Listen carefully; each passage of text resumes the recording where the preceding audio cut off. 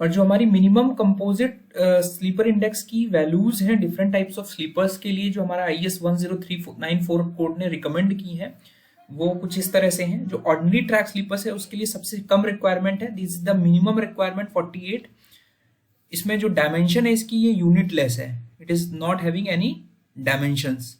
ठीक है, जो क्रॉसिंग्स के स्लीपर हैं उनके लिए हमारी 88 रिक्वायरमेंट है, और ब्रिजेस के स्लीपर के लिए 103 रिक्वायरमेंट है। ठीक है, तो आप ये ध्यान रखिएगा। जो नेक्स्ट क्वेश्चन पूछा गया था, that is who is known as the father of Indian railways.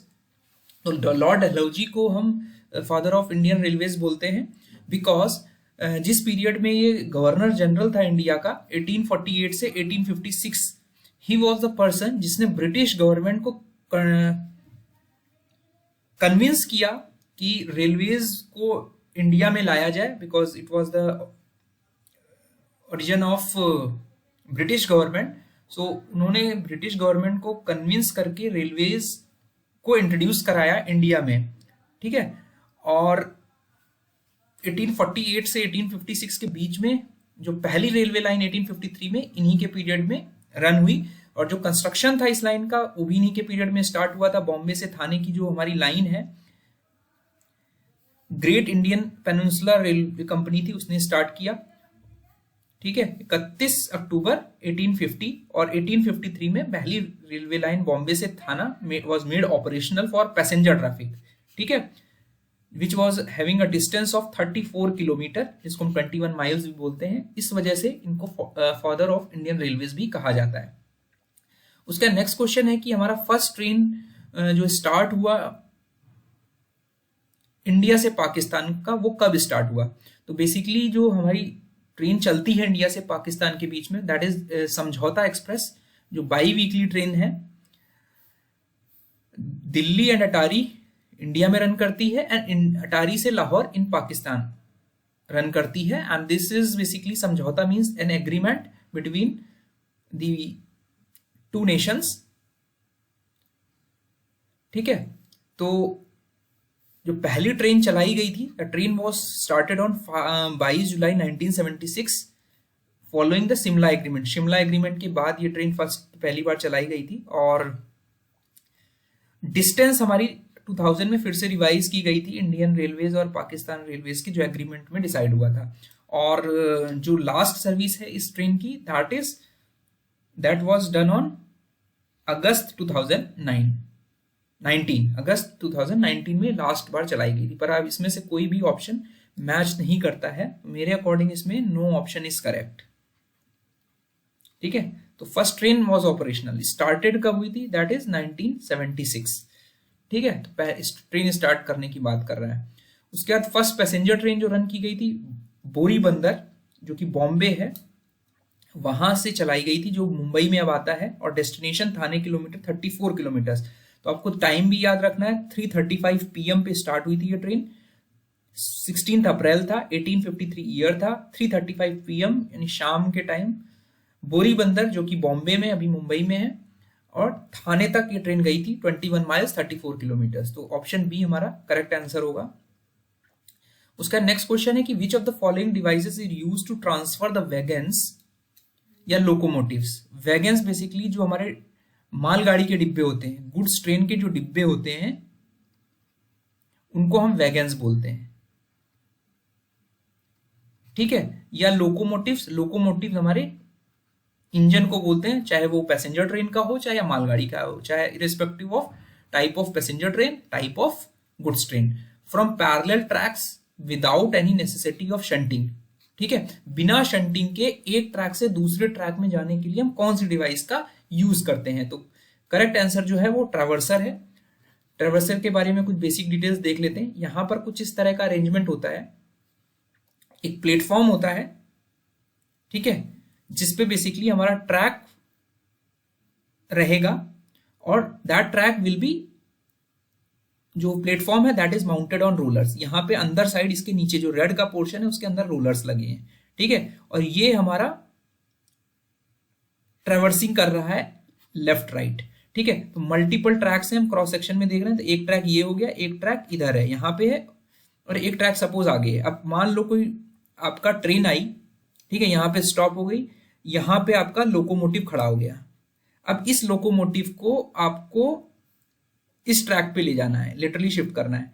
तो जैसे जब इस ट्रेन में हम इसको इस वाले पोर्शन में इस प्लेटफॉर्म पे इसको ले जाएंगे लोकोमोटिव को, और इसको this is basically mechanically interlocked, mechanically electrically systems होते हैं, इसको मूव कर देंगे और इस ट्रैक को हम इसके साथ जोड़ देंगे।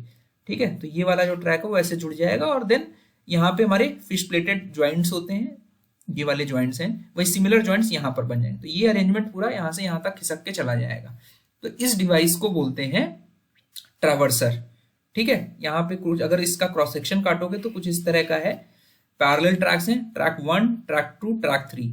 ठीक है, तो यहां से अगर कोई ट्रेन आई, उसका इंजन यहाँ पे आया, चाहे वो कोच हो, तो उसको अगर इधर ले जाना है, तो this arrangement is known as traverser, which is used for transferring vehicles from one track to parallel track without use of turnout या क्रॉसओवर। ठीक है, मतलब एक तो तरीका था शंटिंग ऑपरेशन कराया कि अगर ये लोको है, एक आपका क्रॉसओवर है, इस ट्रैक पे ले जाना है, तो आप यहां ले गए और फिर आपने बैक करके इधर ले गए।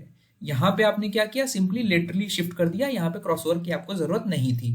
तो जनरली ये अरेंजमेंट हम वर्कशॉप्स में यूज करते हैं बिकॉज ये बहुत कॉस्टली अरेंजमेंट है। तो ठीक है, this is being a costly arrangement, और जहां पर स्पेस का रिस्ट्रिक्शन होता है, ठीक है, वहीं पर ही हम इसको प्रेफर करते हैं। जनरली कन्फाइंड प्लेस यानी वर्कशॉप्स में हम इसको यूज करते हैं। ठीक है, इसमें एक प्लेटफॉर्म होगा जिसमें एक ट्रैक माउंटेड रहेगा, and that is arrangement is placed on small wheels which can traverse to and fro and can fall in a line with track on either side of traverser. तो इस arrangement को हमने ट्रैवर्सर बोला। जो triangle है, basically इसमें हमारे पास जगह की लिमिटेशन नहीं होती। ठीक है, तो इसमें हम क्या पॉसिबिलिटी है हमारे पास कि हम इसमें डायरेक्शन ऑफ लोकोमोटिव या डायरेक्शन ऑफ पूरी ट्रेन का रिवर्स कर सकते हैं। ठीक है, they are used for reversing the direction of engines at location जहां पर providing a costly turn table may not be justified, because turn table is a costly arrangement जहां पे हम डायरेक्शन रिवर्स करते हैं। तो बेसिकली आप ये कह सकते हो टर्न टेबल और ट्राइंगल ये आपके रिवर्सिंग के काम आते हैं। ठीक है, सपोज ये जो ट्रेन आपकी खड़ी है, इसको इस डायरेक्शन में ले जाना है। ठीक है, तो पहले हम क्या करेंगे, इसको इधर ले जाएंगे और फिर इधर ले जाएंगे, तो इसका डायरेक्शन रिवर्स हो जाएगा। तो बेसिकली जो इंजन यहां लगा था वो इंजन यहां आ जाएगा और हम इस डायरेक्शन में जा सकते हैं। तो this because this represent a shape of triangle, तो इसको हम ट्राइंगल बोलते हैं। और ये इसमें कंडीशन ये है कि यहाँ पे जगह का रिस्ट्रिक्शन नहीं है। ठीक है, और टर्न टेबल भी रिवर्सिंग के लिए यूज करते हैं। अब इसमें क्या अरेंजमेंट होता है हमारा, कुछ इस तरह का अरेंजमेंट होता है। सपोज यहां से कोई ट्रेन आई इधर, इसका इंजन इस डायरेक्शन में था। अब इस इंजन को, इसके इंजन को आपने इस अरेंजमेंट के ऊपर फिट कर दिया, और यहां पर आप देख पा रहे हैं ये रोटेटिंग अरेंजमेंट है। ठीक है, ये पूरा इंजन रोटेट हो जाएगा। ठीक है, तो you can rotate this engine. तो आपका डायरेक्शन इधर था, आपने डायरेक्शन इधर कर दिया। तो this is the arrangement how it is being made. जो स्कॉच ब्लॉक है वो बेसिकली वुडन ब्लॉक है या मेटल का भी ब्लॉक होता है। जब ट्रेन आपकी एक पोजीशन पे आके खड़ी हो जाती है, यार्ड्स में जहाँ पे काफी दिन तक, काफी टाइम के लिए अगर ट्रेन खड़ी करनी होती है, तो वहां पर इसको जाके स्टेबल करने के लिए हम ये ब्लॉक फिट कर देते हैं, जो इसके व्हील के ट्रेड की प्रोफाइल से इसका शेप मैच करता है। ठीक है, और इसको प्रॉपरली पोजीशन कर देंगे जो कि ऑब्स्ट्रक्शन की तरह काम करेगा, और उसको क्लैंप कर देते हैं। ठीक है, इट इज प्रॉपरली कैम्प्ड, जो हेड है उसमें प्रॉपरली क्लैम्प्ड है। तो ये व्हीकल को फर्दर अलाउ नहीं करता मूवमेंट करने के लिए, अगर गलती से भी कोई करना चाहे। तो दीज आर द अरेंजमेंट्स जो कि आपको पता होने चाहिए। बाकी डिटेल में जब ट्राइंगल टर्न टेबल की बात आएगी तो वहां पर हम लोग डिटेल में बात कर लेंगे। तो स्कॉच ब्लॉक हो गया, is basically used for obstructing the movement of the train, जहां पे हमें स्टेबल करना है अपनी ट्रेन को for a certain period of time. उसके बाद आते हैं heel divergence. Heel divergence basic हमारा एक एलिमेंट है, डिजाइन एलिमेंट है हमारे टर्नआउट के लिए। ये टर्नआउट है आपका पड़ा हुआ है। ठीक है, अभी जो मूवमेंट सेट है वो इधर जाने के लिए सेट है। ये हमारा स्ट्रेट मूवमेंट है, तो जिसमें कंप्लीट मेन रेल है जो, जिसमें आपकी जो हेड विड्थ है फुल हेड विड्थ है, this is known as stock rail, main rail भी बोलते हैं। और जो टेपर्ड रेल है उसको हम लोग टंग रेल भी बोलते हैं, ठीक है। तो और ये जो पॉइंट है यहां पर जॉइंट है आपका और पहला हील ब्लॉक है, this is called heel of switch. तो ये आपका जो असेंबली है यहां से लेके ये हमारी स्विच की असेंबली है। इसके बाद जो ये वाले पोर्शन, ये वाली लीड रेल्स हैं, तो इस जगह पे हमारा क्या है, हील ब्लॉक लगा हुआ है, ठीक है। अब इस हील ब्लॉक पे जब आपका पहिया इधर की तरफ जाएगा, अगर हम देखें कुछ इस तरह हमारा शेप होगा, ये हमारी रेल हेड है, ठीक है। और इस जगह पे अगर क्रॉस सेक्शन काटें तो क्रॉस सेक्शन भी हमारा कुछ इस तरह आएगा, ठीक है। तो जो ये स्पेस है आपका गेज फेस से, इसका जो गेज फेस है, अगर ट्रेन इधर से जब जाएगी तो इसका गेज फेस अंदर वाला है और इसका भी गेज अंदर वाला है। तो जो ये दूरी है इसके गेज फेस से स्टॉक रेल के, इस स्टॉक रेल से इस टंग रेल का जो गेज फेस है, जिसमें हमारा बेसिकली व्हील का फ्लैंज चल रहा है, ठीक है। तो ये आपका जो फ्लैंज है, ये गेज फेस की ये दूरी जो है ये हमारी हील डाइवर्जेंस है, जिसमें आपकी हेड विड्थ भी जुड़ी हुई है। और जो ये क्लियरेंस है ये हमारा फ्लैंज वे क्लियरेंस है, ठीक है, जो कि हमारा सेफ पैसेज मूवमेंट के लिए। तो यही सेम हील जो आपका फ्लैंज वे क्लियरेंस है, ये आपके यहाँ जो आपका क्रॉसिंग है वहां पर भी चेक रेल के बीच में जो गैप है वही heal flange way clearance same रहेगा, ठीक है। तो ये जो भी पहिया यहाँ से निकलेगा, फ्लैंज निकलेगा, वो हमारी मिनिमम उसकी भी का थिकनेस है। तो क्लियर पैसेज के लिए उतना गैप हमारा होना चाहिए, फ्लैंज वे क्लियरेंस होना चाहिए। तो बिकॉज इसमें हील डाइवर्जेंस में आपकी हेड विड्थ भी जुड़ी हुई है, तो जो हमारी रिलेशन बनेगी कि जो हील डाइवर्जेंस है that will be equal to flange way clearance plus head width of tongue rail at heel of switch, ठीक है। तो हमारा जो हील डाइवर्जेंस है वो it will always be greater than the flange way clearance, ठीक है। और जो मिनिमम वैल्यूज कुछ हमने फ्लैंज वे क्लियरेंस की दी हुई है, जो ब्रॉड गेज ट्रैक के लिए जो मैक्सिमम वैल्यू अलाउड है 48 से 44 mm है। अगर हम यहाँ पे फ्लैंज वे क्लियरेंस ज्यादा अलाउ कर देंगे तो जो हमारी नोज ऑफ क्रॉसिंग है उसको हिट करने लगेगा पहिया, जो फ्लैंज है, ठीक है। तो 48 से 44 रेंज हम रखते हैं, मीटर गेज के लिए 41 से 44 रेंज है। हील डाइवर्जेंस मैंने आपको बता दिया, it is made up of the flange way clearance and width of the tongue rail head that lies at the heel of switch. ये सेम अरेंजमेंट है जो मैंने आपको एक्सप्लेन किया हुआ है। तो अगर दूसरे डायरेक्शन में देखेंगे तो यहां से लेके ये दूरी जो है ये हमारी हील डाइवर्जेंस है, और जो आपकी फ्लैंज वे क्लियरेंस है वो आपकी इस गेज फेस से इसके नॉन गेज फेस के बीच में जो दूरी है, ठीक है। Distance between the adjoining faces of the running rail. Running rail is basically stock rail and check rail के गेज नॉन गेज फेस, इसको गेज फेस नहीं कहेंगे। चेक रेल का जो बेसिकली क्लियरेंस होगा वो हमारा फ्लैंज वे क्लियरेंस को डिफाइन करेगा, ठीक है। उसका नेक्स्ट क्वेश्चन है कि 1952 में हमारे पास कितने जोन्स थे इंडियन रेलवेज में। तो थोड़ा सा हिस्ट्री पर ध्यान दें अगर, कि जब 1944 में जो रेलवे कंपनीज थी गवर्नमेंट के पास नहीं थी, इंडियन गवर्नमेंट के पास नहीं थी। जब 1947 में इंडिपेंडेंस आया तो जो डिफरेंट रेलवेज थी वो अलग अलग छोटे छोटे जोन्स में, टुकड़ों में बटी हुई थी। 1948 में अप्रोक्सीमेटली 42 डिफरेंट रेलवे सिस्टम्स थे, जिसमें अप्रोक्सीमेटली 34 जो थे वो हमारे इंडियन प्रिंसली स्टेट्स के कंट्रोल में थे। अब हुआ क्या, 1950 के अराउंड एक लेजिस्लेशन पास हुआ जिसमें जो बेसिकली कंट्रीब्यूशन था उस समय के जो रेल मिनिस्टर थे N Gopal Swami Ayyangar, he was the person जिसने जो डिफरेंट 42 रेलवे सिस्टम्स थे उनको डिफरेंट रेलवे जोन्स में लेके आए, ठीक है। तो उन्होंने लेजिस्लेशन में रीग्रुपिंग की और एक सेंट्रल एडवाइजरी कमेटी बनाई, जिसने ये 1959 दिसंबर 1951 में एडवाइजरी कमेटी ने जो 42 सिस्टम्स थे रेलवे, अलग अलग कुछ प्रोविंशियली स्टेट्स के कंट्रोल में थे, कुछ अलग अलग यूनिट्स के कंट्रोल में थे, उन्होंने अप्रूव कर दिया 6 जोनल रेलवेज को।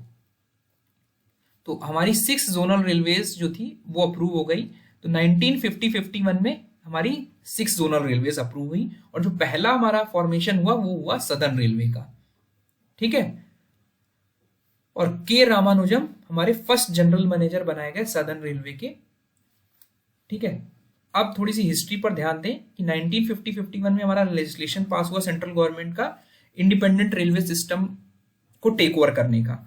तो पहली रेलवे सदर्न रेलवे बनी 14 अप्रैल को, फिर 5 नवंबर 1951 में सेंट्रल रेलवे बनी, फिर 5 नवंबर को वेस्टर्न रेलवे बनी।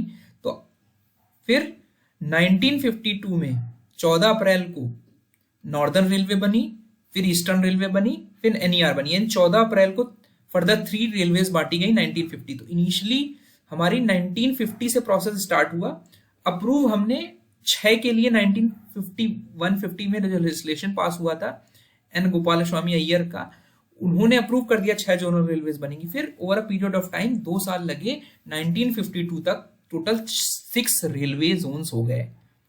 तो आपको ध्यान रखना है नाम southern railway, central railway, western railway, northern railway, eastern railway, NER. तो 14 अप्रैल को ये 3 रेलवे बनी 1952 में, और 1951 में 3 रेलवे। तो जो लेजिस्लेशन पास हुआ बेसिकली 1952 में जाके फुली इंप्लीमेंट हो गया।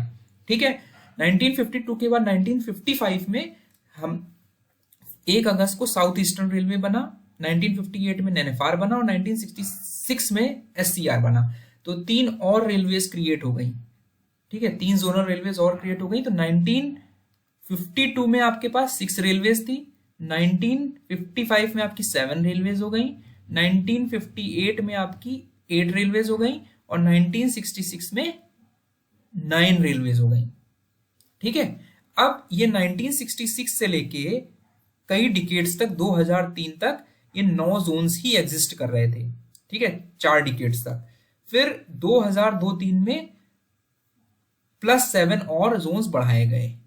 ठीक है, एडमिनिस्ट्रेटिव कंट्रोल को बेटर करने के लिए, एफिशिएंसी इंप्रूव करने के लिए। ठीक है, एडमिनिस्ट्रेटिव रीजन था, उनको कंट्रोल अच्छा करने के लिए। तो 2003 में हमारे पास 16 जोनल रेलवेज हो गई।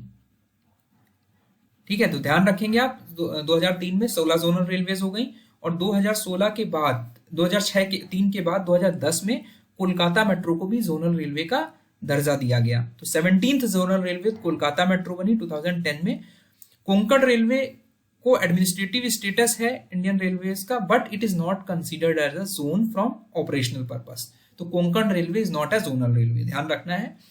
17 जोनल रेलवे हमारी कोलकाता मेट्रो थी। और टोटल जो 17 रेलवेज है वो मैंने यहाँ समराइज की हुई हैं, और उनके हेडक्वार्टर्स क्या हैं, उनके अंदर डिवीजन क्या है। तो टोटल डिवीजन जो हैं वो 68 डिवीजन हैं,